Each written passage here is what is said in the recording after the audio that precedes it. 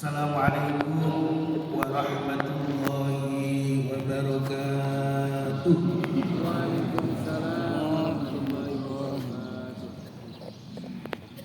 Bismillahirrahmanirrahim.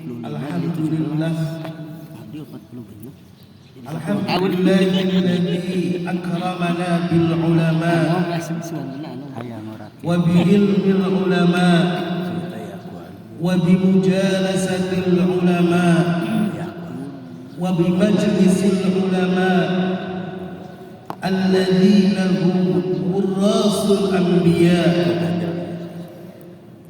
Alhamdulillahilladzi amarna bikurbihim wal unsi bijambihim wal masyi bihadihim wa manhajihim. Alhamdulillahilladzi jama'ana fi hadhihi as-sa'atil mubarakah fi baitin min buyutillah fi hadzal jami' al-mubarak nawayna bihi taqarruban ila Allah subhanahu wa ta'ala wa mahabbatan wa ta'ziman wa takriman li Rasulillah Muhammad sallallahu alaihi wasallam. Asyhadu an la ilaha illallah wahdahu la syarika lah wa asyhadu anna sayyidana Muhammadan abduhu wa rasuluhu wa safiyuhu wa khaliluhu khairu nabiyyin arsalahu Allah ilal alami kullihi basyiran wa nadhira. Allahumma salli wa sallim wa barik wa tarham wa tahannan ala sayyidina Muhammad wa ala ali sayyidina Muhammad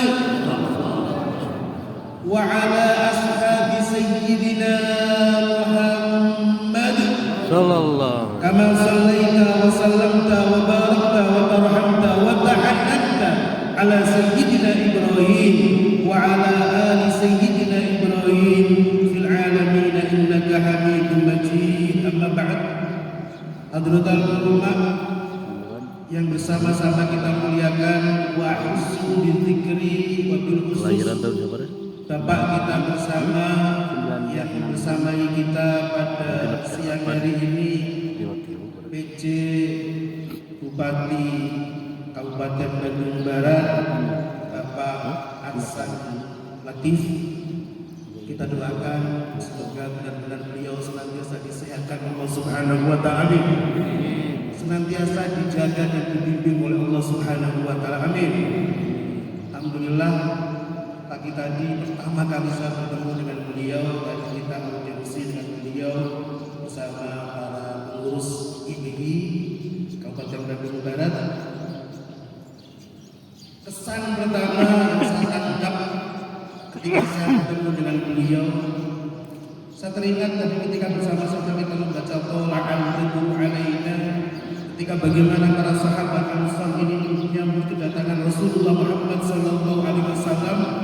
Ada satu hadis yang hadis ini menjadi istimewa karena hadis ini rawinya adalah Abdus Salam.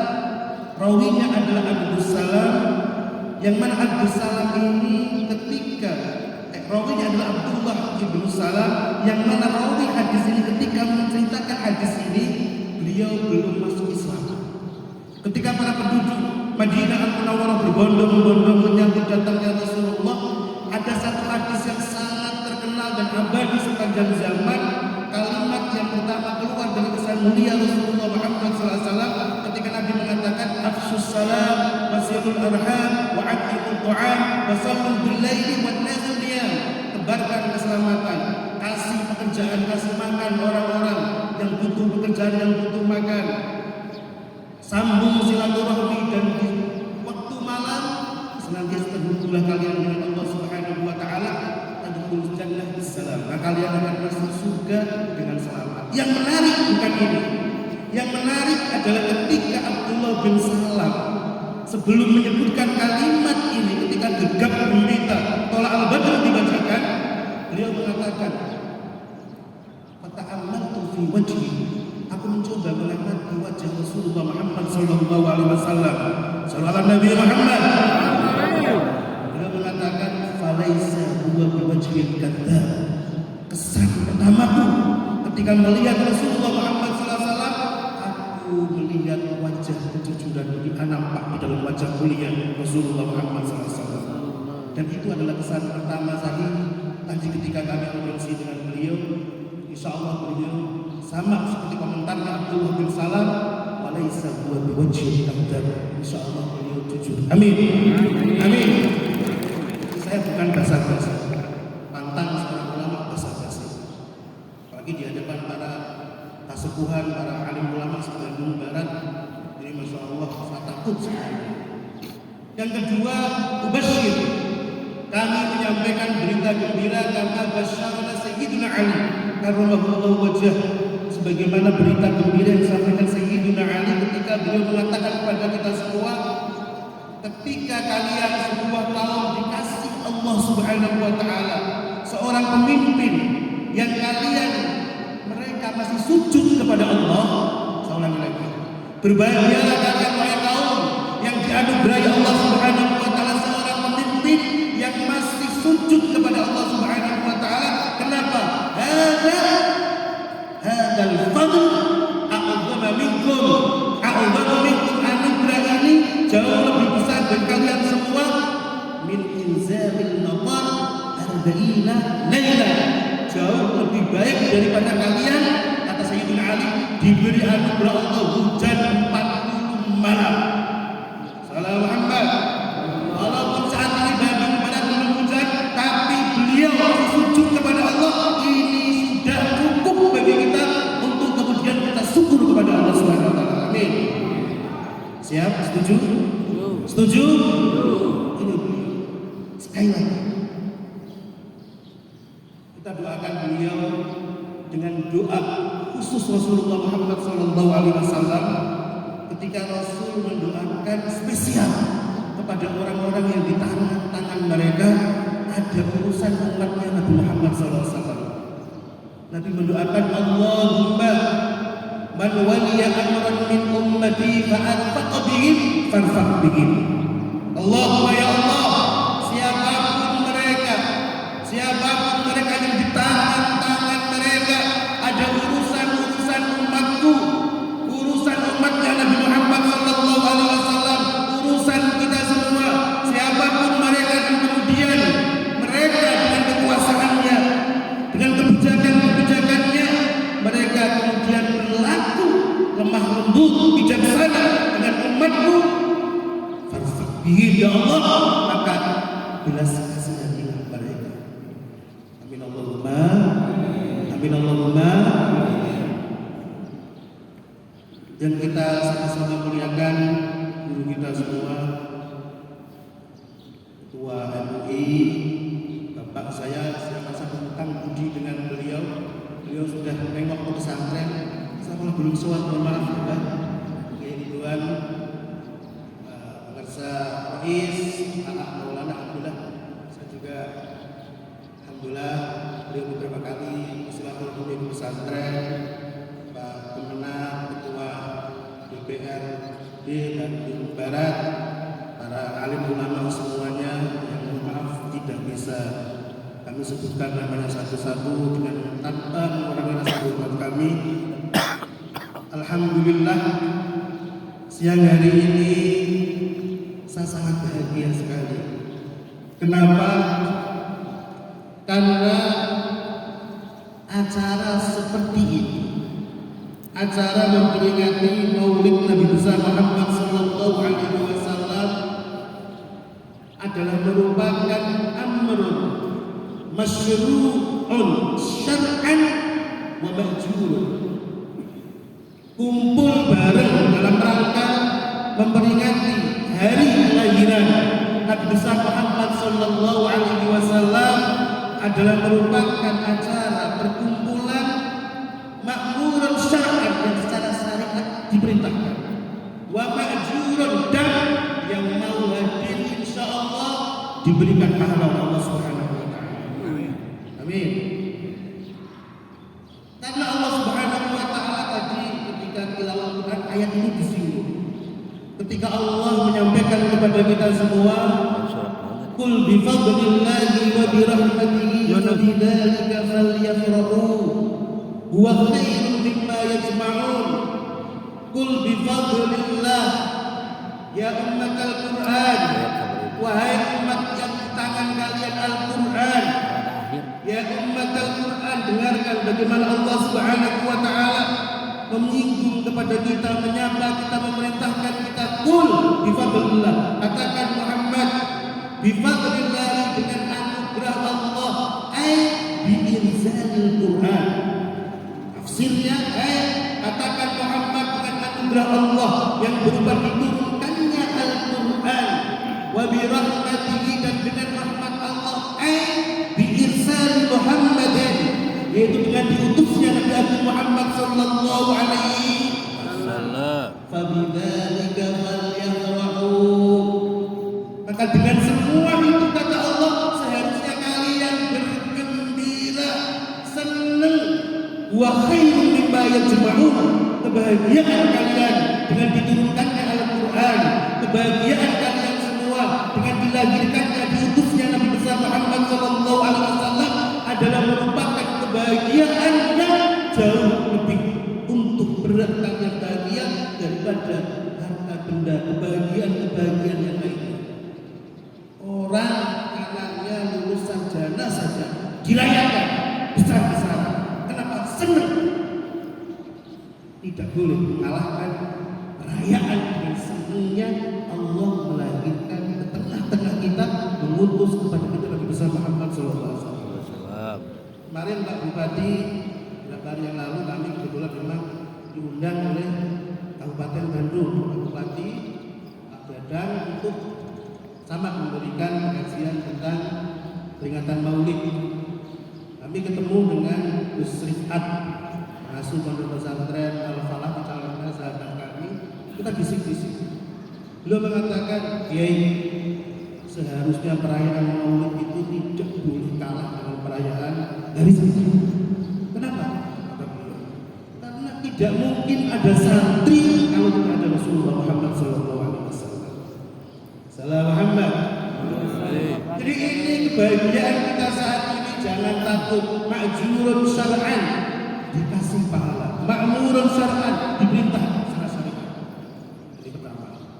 Oleh karena itu kita melihat bagaimana para salafus saleh, bagaimana orang-orang dahulu itu ketika mereka mendengar saja dibisiki. Saya punya seorang guru ketika saya dulu belajar di Damaskus Suriah.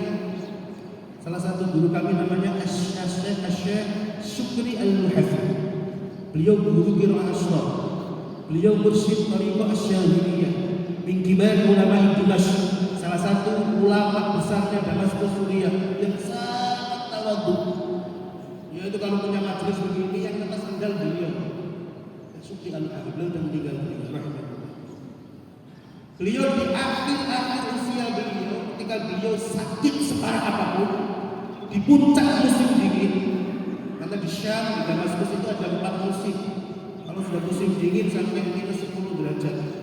Di puncak musim dingin beliau dalam kondisi sakit separah apapun, ketika dibisiki di telinga beliau, "Syekh, hadhihi lailah tuqamu jalsatul maulid." Syekh, malam ini ada pengajian Maulid Nabi di Jami' Fulan, di masjid ini. Beliau yang dalam kondisi sakit, begitu mendengar Maulid Nabi, begitu mendengar Rasulullah Muhammad SAW akan disebut, diagungkan bersama-sama, mubasyaratan beliau seketika itu bangkit, kemudian mengambil jubah beliau dan menembus dinginnya musim dingin untuk bisa hadir mengambil berkah pembacaan Maulid Nabi Muhammad sallallahu alaihi wasallam. Ini orang-orang yang hatinya benar-benar mahabbah kepada Rasulullah Muhammad sallallahu alaihi wasallam. Ada adat salafi. Ini kebiasaan para orang-orang pendahulu. Oleh karena itu, para jamaah sekalian dimuliakan Allah Subhanahu wa taala, para guru-guru kita senantiasa memberikan pesan kepada kita ketika kita bertemu dengan bulan Maulid, ada beberapa perkara yang harus berubah. Yang pertama kata beliau Irja'akum syahadu maulid, ketika datang kepada kalian bulan maulid, yang pertama kalian wajib mujaddid ahdakum, wajib memperbarui janji kita kepada Rasulullah Muhammad sallallahu alaihi wasallam.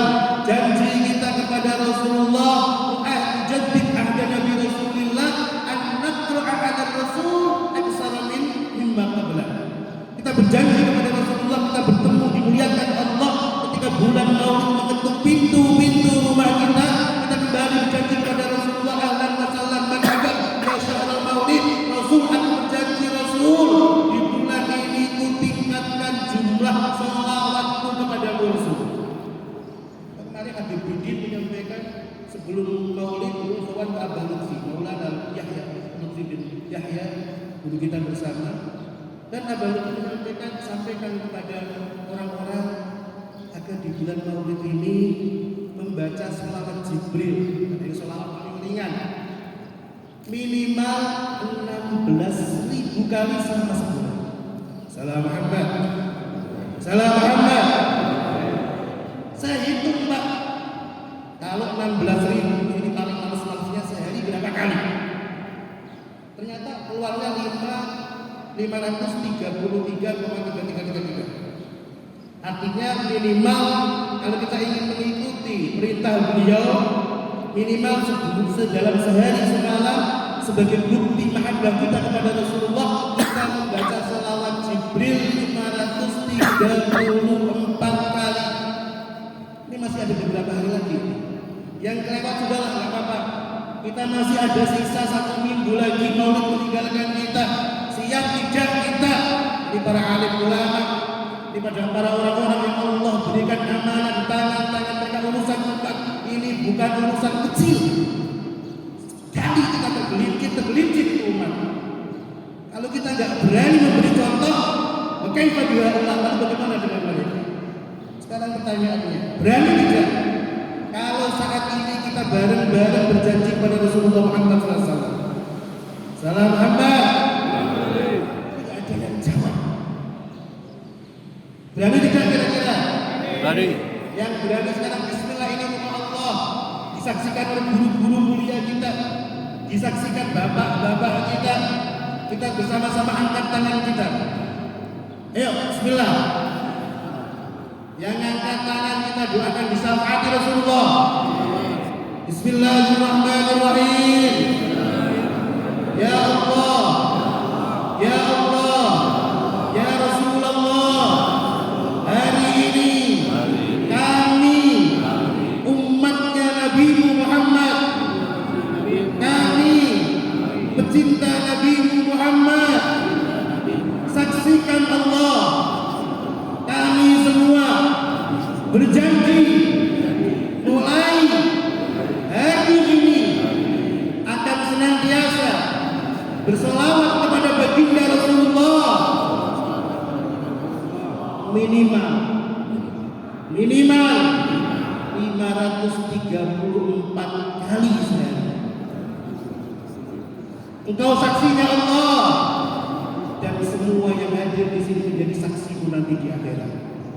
Alhamdulillah. Ini kalau sudah berjanji begini, pengajian pulang juga nggak apa-apa.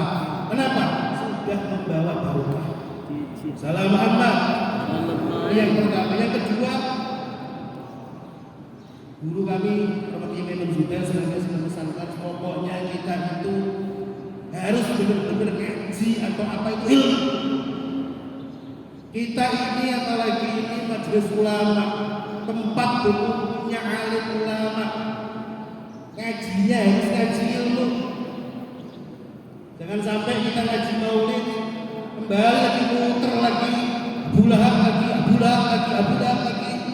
Kita didik umat, kita tingkatkan keilmuan umat. Oleh karena itu, poin yang kedua yang dipesankan oleh para guru-guru mulia kita ketika kita bertemu dengan bulan maulid Nabi besar Muhammad sallallahu alaihi wasallam, minal lazim an nazida ta'aqqufana bi Rasulillah. Kita harus meningkat perkenalan kita dengan baginda besar Muhammad sallallahu alaihi wasallam. Ini. Kalau kita hanya mengenal Nabi Muhammad sallallahu alaihi wasallam, beliau namanya Muhammad ibni Abdullah, ibunya nama Sayyidah Aminah, dilahirkan di Mekah, hijrah ke Madinah, perang Badar jumlahnya sekian, perang Uhud sekian. Ta'aruf Rasul berkisah. Ini namanya kita kenal Nabi yang bagus. Sebagai seorang ilmuwan, sebagai seorang pilihan di tengah umat yang lebih besar Muhammad sallallahu alaihi wasallam, kita harus mengenal Nabi jauh lebih dalam dari mereka.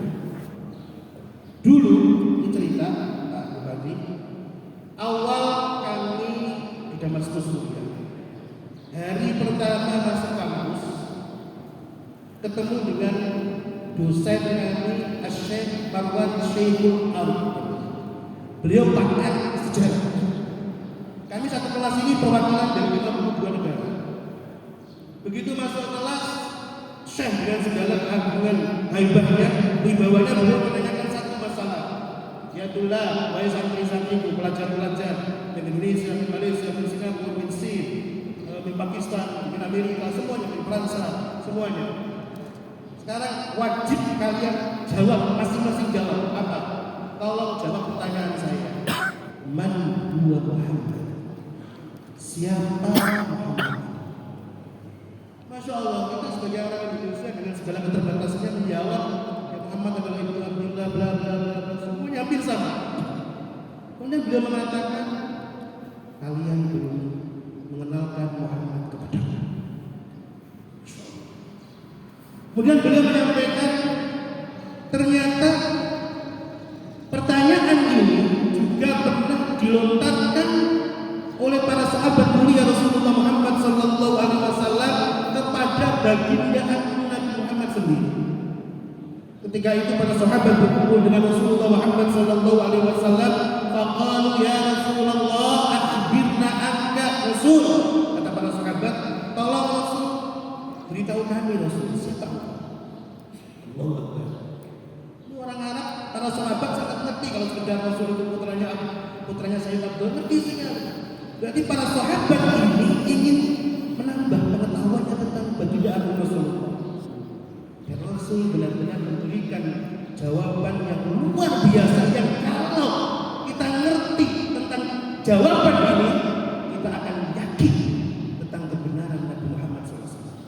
Kita akan yakin agama kita benar-benar agama Allah, dan kita akan yakin dan tahu ke arah mana Islam ini harus dibawa. Apa jawaban Rasulullah Muhammad sallallahu alaihi wasallam? Rasul mengatakan, faqala alaihi salatu wassalam, Nabi bersabda yang pertama, ana da'watu Abi Ibrahim. Dahsyat sekali. Kalimat penting. Ana da'watu Abi Ibrahim. Aku ini adalah jawaban doa bapakku Ibrahim. Nanti kita kasih di mana Nabi Ibrahim berdoa, apa korelasinya dengan Nabi Muhammad sallallahu alaihi wasallam. Pada itu kita akan jelas. Yang kedua Nabi mengatakan wa busyra Isa. Aku ini kata Nabi adalah merupakan berita gembira yang disampaikan oleh Nabi Isa alaihi salam. Kita lihat di surat As-Saff ketika Nabi mengatakan, Allah berfirman, "Wa mubasysyiran bi rasulin ya'ti min ba'di ismihi Ahmad." Nabi Isa menyampaikan kepada Bani Israel, aku ini adalah seorang Nabi yang diutus oleh Allah Subhanahu wa Ta'ala. Salah satu misi utamaku, kata Nabi Isa alaihissalam, untuk menyampaikan berita gembira akan datangnya Nabi setelahku yang bernama Muhammad. Nanti kita kaji. Kita akan melihat ajaib Al-Quran, bagaimana Allah membuat skenario menghentikan nabi-nabi Bani Israel. Ini sejarah. Nanti kita kaji. Yang ketiga Nabi menegaskan, wahina amalat bi ummi, dan di saat ibuku Sayyidah Aminah mengandung diriku, ra'at nuran, beliau melihat cahaya keluar dari perutnya. Adu'at kusura busra min al-qisam, yang cahaya tersebut keluar memuncak, memadam sangat jauh sekali sampai bisa menerangi istana-istana Busra yang ada di tempat perbatasan Konstantinopel Timur yang ada di negeri Syam, Damaskus, Suriah. Alhamdulillah, aku sudah sering ke sana menengok dahsyatnya pasar Syam, pasar Busra, jalur Sunnah di Damaskus. Apa rahasia di balik kalimat yang terakhir ini? Nanti kita ngaji. Yang pertama, ana da'watu Abi Ibrahim, saya jawaban doanya bapakku Ibrahim. Para alim ulama ketika mencermati kalimat ini ada beberapa pesan penting. Yang pertama, para ulama mengatakan hadhihi al-kalimah tu'allimuna ahliyata ma'rifatin nasab. Kalimat ini kata dunia para alim ulama memberikan pelajaran kepada kita pentingnya kita itu mengetahui kita ini keturunan siapa. Akan tetapi harus digarisbawahi, kita ini ngerti keturunan siapa untuk tidak kemudian kita sombong-sombongan dengan nasab. Nabi salah satu konsep yang diterapkan beliau adalah persamaan. Kullukum min Adam min turab. Kita satu, anaknya Nabi Adam alaihissalam. Artinya apa? Pentingnya kita mengetahui nasab kalau memang kita adalah keturunan orang-orang baik. Bapak kita ulama, alhamdulillah. Kakek kita ulama, atau bahkan bapak kita mungkin seorang yang dimuliakan Allah dengan nasab mulia min dzurriyyati Rasul, keturunan Rasulullah. Fani'ma wa tuba, beruntung sekali. Akan tetapi setelah kita mengetahui semua itu adalah kewajiban kita untuk bagaimana kita menjaga kesolehan tersebut. Dan kalau ternyata bapak kita bukan orang soleh, bukan siapa-siapa, atau bahkan mungkin kita baru mu'allaf, bapak kita, ibu kita belum seakidah dengan kita, jangan berkecil hati. Tugas kita kemudian untuk bagaimana mensolehkan diri kita agar keturunan kita menjadi baik. Kenapa?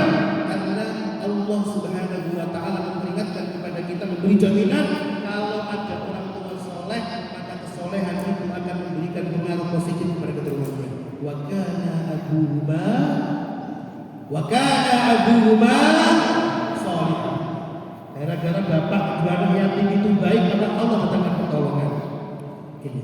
Kenapa? Ini menjadi penting dan menjadi garis terdepan sebelum kita mengkaji yang berikutnya. Karena ujian terbesar kita itu Pak, bukan ujian dunia. Ketika dagangan kita nggak laku, ujian, tapi itu ujian dunia. Ketika kemudian keluarga kita ada yang meninggal dunia, Pak, itu ujian besar, ditinggalkan orang yang dicintai. Walakin a'dhamu musibatin lana, ujian terbesar bagi kita adalah kalau kita diuji Allah di dalam urusan agama kita. Dan urusan agama kita ujian terbesarnya adalah kalau kita diuji oleh Allah dan ujian itu dijatuhkan pada anak-anak kita. Kebayang tidak bagaimana gelisahnya kita akan meninggalkan dunia ini kalau anak-anak kita yang kita banggakan belum sujud ke Allah. Hadhihi musibatun akibat min kulli masalah. Ini. Jadi kita harus terus bagaimana caranya? Ada dulu orang-orang soleh. Tuh kuat sekali badannya. Sholat jamaah berupaya capek tetap dilakukan, qobliyah ba'diyah dijaga, zikir baca Quran dilakukan semampunya di tengah kesibukannya. Sampai kemudian orang-orang itu, Pak, kenapa kau sekuat itu melakukan kebaikan itu? Apa kamu nggak capek? Capek. Apa kamu nggak pernah sakit sama seperti kalian? Tapi kata beliau yang menjadikan aku senantiasa kuat seperti ini, beliau mengatakan, karena setiap aku mulai lemah ibadah, kalau setan mulai membisikkan diri pagi capek, nanti ajalah jamaahnya ditunda, waktunya luas. Ketika bisikan-bisikan itu mulai muncul, beliau mengatakan, aku ingat firman-Nya Allah, wa kana abuhuma sholihah. Aku ingat firman-Nya Allah bahwa kesolehan seorang bapak akan memberikan pengaruh kesolehan pada anak-anaknya. Maka gak mau saya, gara-gara saya malas ibadah, gara-gara saya gak mau tunduk ke Allah, gak mau menjaga ibadah Allah, kemudian aku diuji oleh Allah, gak soleh, saya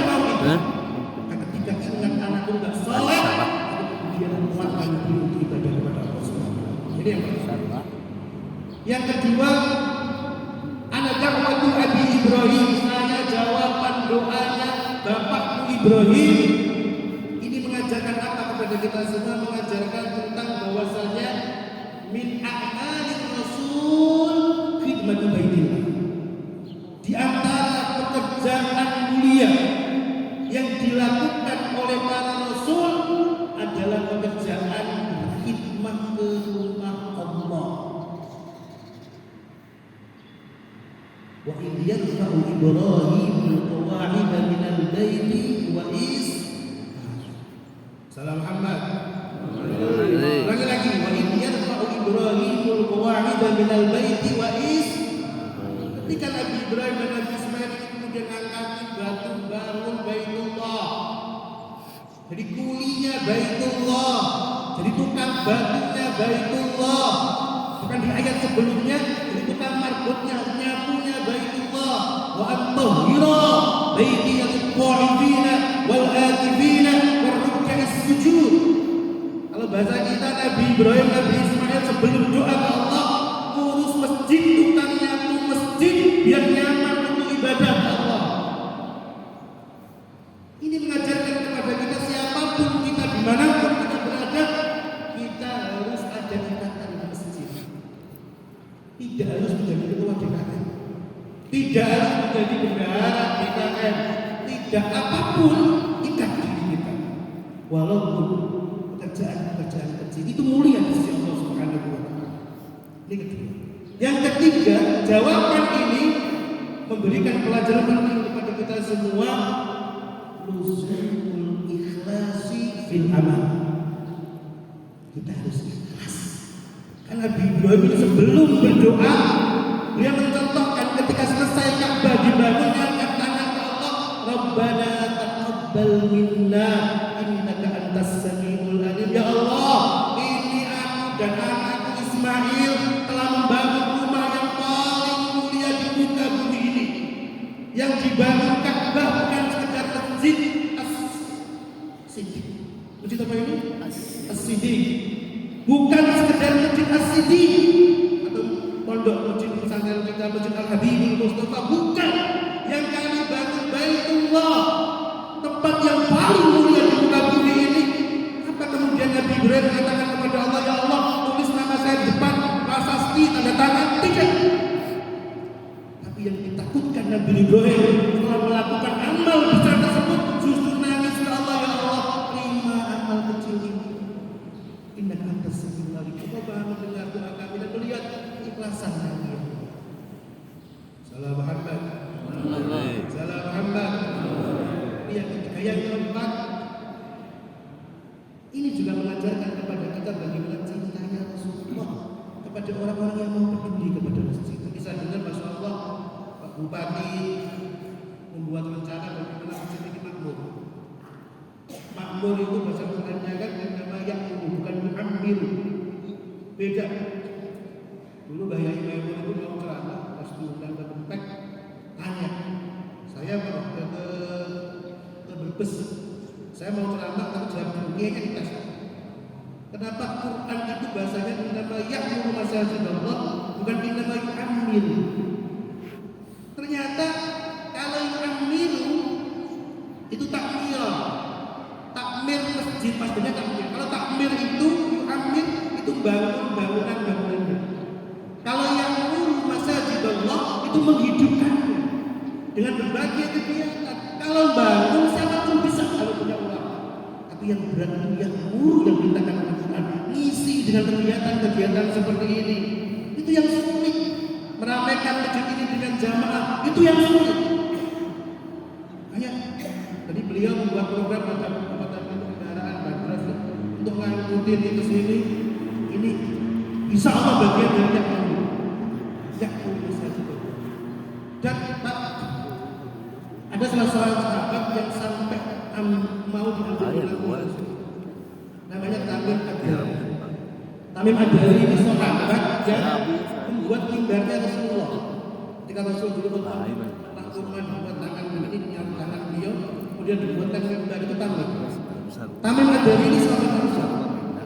Beliau seorang pengusaha, Suatu hari beliau berdagang ke negeri Syam, ke Damaskus Suriah, pasar Busra.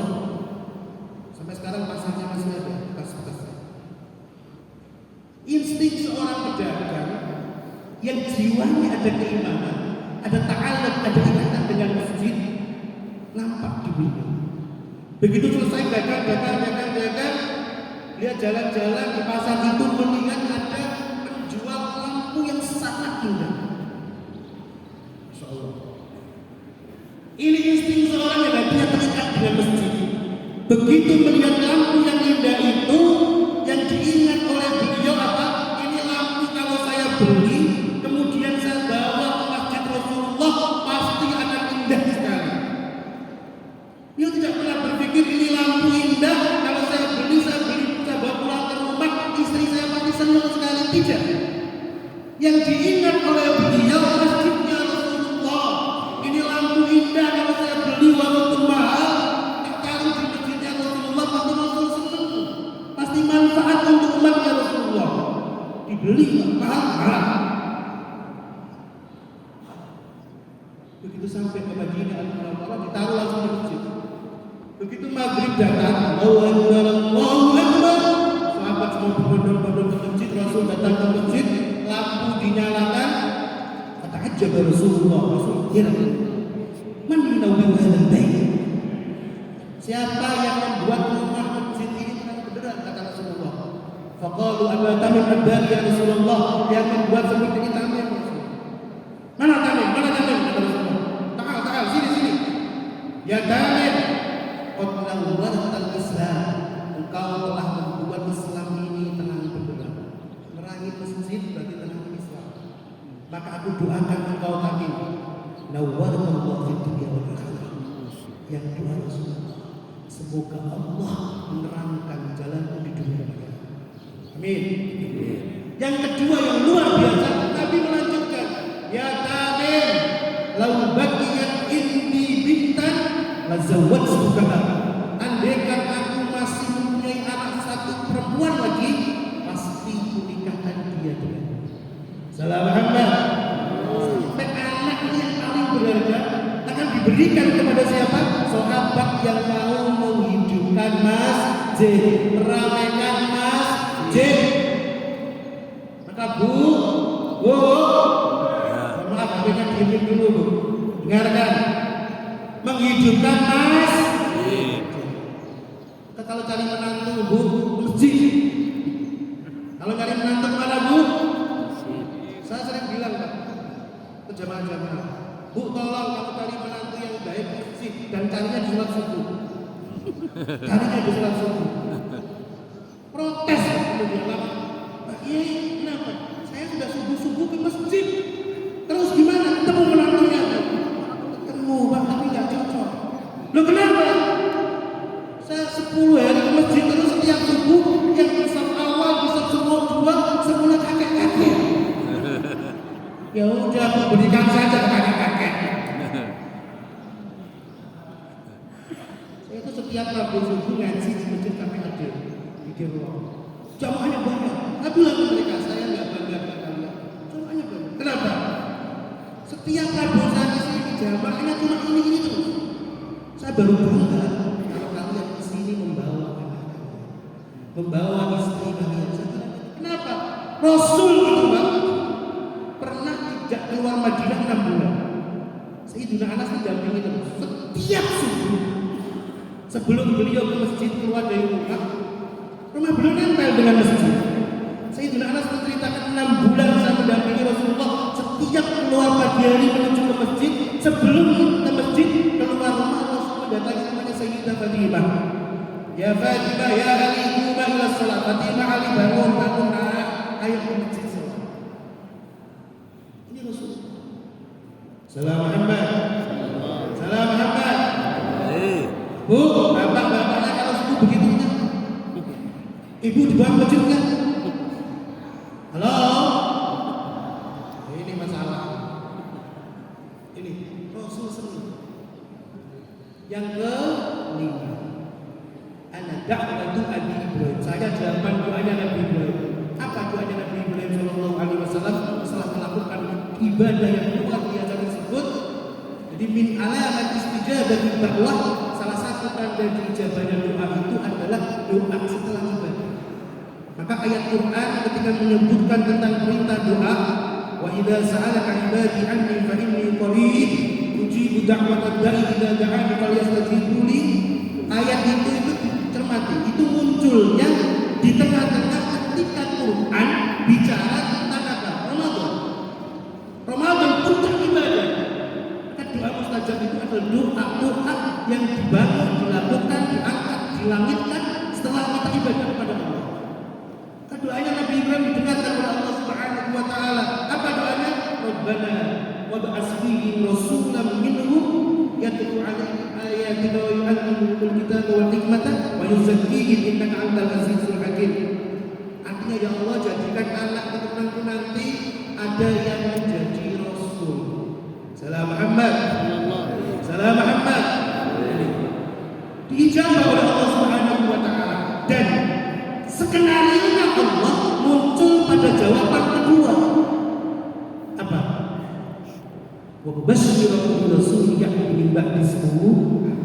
Aku adalah rasul, kata Sayyidina Isa, yang membawa berita gembira datangnya Nabi setelahku yang bernama Ahmad. Ini lihat.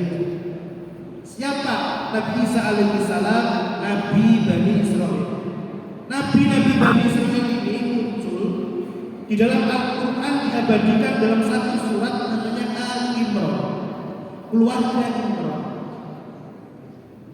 Dimulai dari lahirnya Nabi Isa alaihissalam. Nabi Ibrahim itu punya 3 istri. Yang pertama nama Sayyidah Sarah, belum punya keturunan, kemudian nikah dengan Sayyidah Hajar. Sayyidah Hajar kemudian punya keturunan, dikorbankan di jalan Allah, mengorbankan anak, dapat anak. Wa basyarnahu bi Ishaq wa nabiyyan minas shalihin. Allah memberikan hadiah anak kepada Nabi Ibrahim setelah mengorbankan anak. Itu juga menjadi dalil para ulama, kalau kamu setahun dengan anak yang kurban. Istri ketiga namanya Ummadian. Ummadian ini juga akhirnya melahirkan Nabi Syuaib alaihissalam, nabinya kaum Kurdistan yang kemudian menjadi desanya Nabi Musa alaihissalam. Ini keberkahan karena pernah satu jalur, satu tulang rusuk dengan Nabi Muhammad, diberkahi Nabi Muhammad. Jadi Nabi. Nah, Islam ini terus melahirkan Yakub melahirkan Yusuf, nabi, dan ternyata Allah Subhanahu wa taala ingin menghentikan nabi dari jalur Bani Israel dengan skenario yang luar biasa. Yaitu apa? Nasab ini kemudian berujung pada 2 orang. Yang pertama Nabi Zakaria alaihissalam, yang kedua Sayyidah Hana. Nabi Zakaria alaihissalam ini aneh, dibuat aneh oleh Allah. Kenapa? Nabi Zakaria sampai usia 120 tahun belum punya keturunan. Istri beliau 80 tahun mandul. Artinya apa? Ini gak mungkin secara ilmu dunia. Akan tetapi dibuat oleh Allah aneh-anehan supaya mata dunia semua melihat apa? Ada orang tua istrinya mandul punya anak. Sehingga semua mata dunia melihat. Lahirlah Nabi Yahya alaihissalam, dan semua ketika tertuju kepada Yahya dibuat Allah Subhanahu wa taala hasuran dalam bahasa Quran. Sayyidan apa itu? Sayyidan wa hasuran minas sholihin. Jadi dibuat seni ibadah gak begitu tertarik, bukan gak suka ya, tapi diabaikan kebutuhan wanita. Sampai kemudian ada seorang peras cantik jelita yang mencintai beliau gak mau, sakit hati. Makanya perempuan itu ngeri. Kalau seneng, kalau cinta mati, kalau benci mati. Daripada Yahya ini gak mau jadi milik saya, lebih baik gak jadi milik siapa-siapa. Perempuan ini kemudian dicintai Raja Romawi, diterima oleh perempuan tadi dengan syarat mas kawinnya penggal kepala Yahya. Nabi Yahya belum menikah, dibunuh oleh Raja dari Romawi. Sampai sekarang kepala Nabi Yahya ada di Masjid Romawi Kabir Damaskus Suriah. Terhenti putus nasab Bani Israil, dari jalur Nabi Zakaria dengan terbunuhnya Sayyidina Yahya, nggak punya keturunan, tinggal satu, Hana waladat Maryam. Hana lama nggak punya anak, nadar ke Allah. Kalau punya anak menjadikan muharram, orang yang mengabdikan dirinya ke Baitul Maqdis, lahirnya perempuan. Mohon maaf waktu Islam saya cepat sedikit ya. Kemudian lahirlah Sayyidah Maryam. Lebih akhir lagi kemudian Allah menghentikan Sayyidah Maryam. Maryam gak punya suami, punya anak. Kalau Zakaria tua, istrinya mandul, punya anak. Maryam lebih aneh lagi. Sehingga apa? Semua mata dunia memandang lahirlah Nabi Isa alaihissalam dari kelahiran yang dipaksakan. Dan setelah semua mata dunia memandang ke sana, Nabi Isa alaihissalam diangkat oleh Allah sebelum nikah. Itu artinya apa? Allah yang mengatakan kepada dunia, wahai umat Quran, wahai dunia lihatlah bagaimana skenario menghentikan Nabi dari jalur Bani Israil. Untuk apa? Diganti dengan mubasysyiran bi rasulin ya'ti min ba'di ismihi Ahmad, keturunan Ibrahim dari jalur sebelah. Keren itu Pak. Itu kalau mereka mau membaca sejarah ini, mereka mengakui Nabi yang Nabi. Kenapa? Sudah habis Nabi. Salam Muhammad. Salam Muhammad. Masih panjang ceritanya tadi terakhir. Saya akan menjawab yang terakhir, yang poin ketiga tentang rahasia, tentang cahaya yang keluar. Ini artinya apa? Ada dua makna penting yang diungkapkan oleh guru kuliah kami. Yang pertama, Islam itu agama peradaban. Islam itu agama yang akan bersentuhan dengan peradaban dunia. Maka Islam walaupun lahirnya di Mekah, mulai besar di Madinah, kerajaannya di Syam, pusat peradaban dunia saat ini. Artinya jangan menterdili Islam. Islam ini siap bertanding di mana?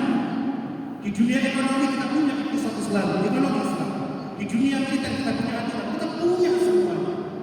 Islam pasti akan sampai ke seluruh dunia. Islam agama peradaban. Oleh karena itu guru kami namanya Syekh Syauqi Abu Khalil, beliau punya kitab namanya Mandhiya Al-Quran, orang-orang yang mensia-siakan Quran. Dan beliau mengkritisi orang-orang sekarang yang mengkebiri makna Quran. Ketika Nabi menyinggung tentang ummi itu tidak bisa baca tulis. Itu pemahaman ummi di zaman Rasul. Karena orang kalau mau apa-apa pakai tulisan. Akan tetapi kalau kita sadar, kata Syekh Syauqi Abu Khalil, memahami ummi itu dengan seperti itu, kita telah mengkebiri pemahaman Quran. Kenapa? Karena sekarang orang tulis pakai komputer. Orang sekarang dunia IT lah, artinya kalau sekarang ada orang-orang anak-anak kita kok nggak ngerti bagaimana mengoperasikan komputer, laptop, IT, maka katakan anak itu ummi di zaman Islam. Dua, beliau mengatakan tadi punya program tentang bagaimana akan menghijaukan Bandung Barat dengan tanaman. Ini persis. Beliau menyinggung begini. Dulu Nabi itu masuk rumah Sayyidah Aisyah. Ketika menemukan Sayyidah Aisyah makan, kemudian kubus roti itu ada jatuh, diambil oleh Nabi. Tapi mengatakan, ya Aisyah, ittaqi jiwara min amillah, takutlah kamu dengan tersia-siakan Allah. Kita di Jawa dulu di Indonesia, nasi makan jatuh diambil, nak mubadirna. Kemudian beliau mengkritisi ini. Kalau kita memahami saat ini, orang-orang yang membandingkan harta adalah sebatas nasi satu jatuh, masih seperti itu kita telah mensia-siakan pemahaman Al-Quran. Kenapa? Sekarang tanah berhektar-hektar yang kita tanam, berapa ton biji padi yang kita ambil. Salam Muhammad. Dua lagi contohnya. Maaf, itu lagi Pak. Mumpung ngaji. Mohon maaf ya ini pada gelisah semuanya. Dua contoh lagi. Orang dulu kalau perang itu Nabi mengatakan haram ya anak panah. Nah, makna asli ya itu melempar jarak jauh. Nabi ingin mengatakan kunci kemenangan perang itu yang menguasai senjata melempar jarak jauh. Di zaman Nabi panah. Sehingga Nabi mengajarkan alimu auladakum, ajarkan anak kamu berkuda, memanah, berenang. Karena saya itu kunci kemenangan. Tapi sekarang orang perang gimana? Yang senjatanya mati duluan gitu. Itu bagian dari sunnah Nabi yang harus dijaga. Tapi kembangkan. Ajarkan anak-anak kita menembak. Ajarkan kunci kemenangan dengan rudal, dengan pesawat tanpa awak. Dulu Nabi perang naik kuda, benar. Dan itu manfaatnya luar biasa. Tapi sekarang siapa yang mau pergi ke bandara naik kuda? Enggak ada. Ajarkan naik pesawat, naik tank. Itu pemahaman Islam. Jangan kebiri Islam. Jadi para jamaah sekalian, mohon maaf, semoga ada manfaatnya. Mohon maaf